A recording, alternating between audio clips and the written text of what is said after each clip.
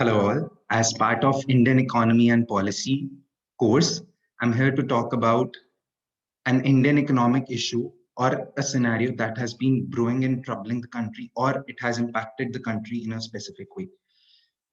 Today, at this particular point of time, agriculture is one of the sectors which has been facing a lot of turmoil in terms of farmers protesting and government introducing new policies. So I'll try and analyze from my perspective what they are and how they are going to impact the farmers.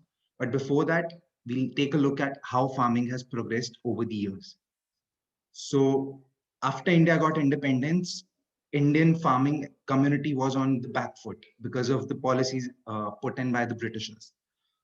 However, up until 1960, the government hadn't done anything to improve the lives of the farmers, as they'd focused much more on the manufacturing sector as in phase one.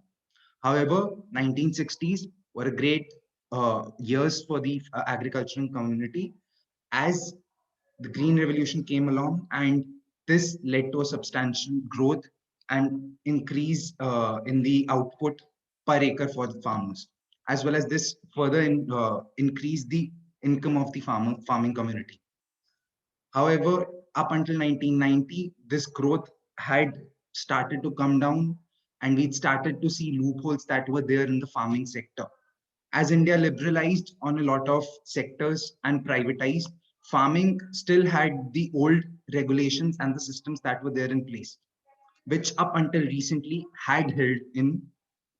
However, new set of policies have come in, and finally there has been a change. So to understand why this change was brought in, there are a lot of things that were there in place, which has been talked about a lot of economists already. Arvind Subramanian, one of the former chief economic advisors to the government, recently issued a paper where he highlighted that agriculture needed a big improvement and was one of the most crucial sectors if India wanted to do well.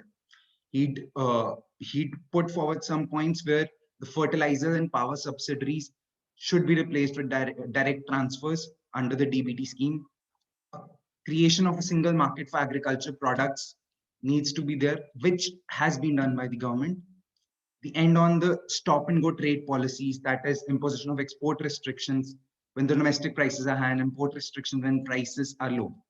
So these were few of the factors that needed to be tackled, along with incentivizing water conservation, included using of drip irrigation.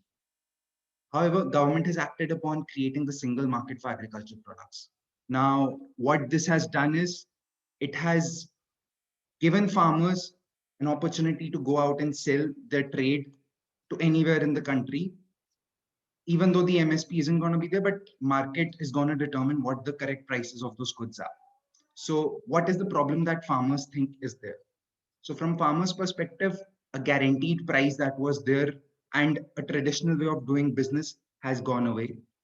Now, what government wants to do hasn't been communicated well, or what needs to be done from government's point of view, the farmers weren't kept in loop.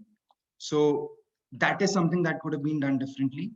However, I believe the policies are for the benefit of the farmers, and once executed on a trial basis could help the farmers improve their income, improve their standards, which hasn't seen a transformation since a very, very long time.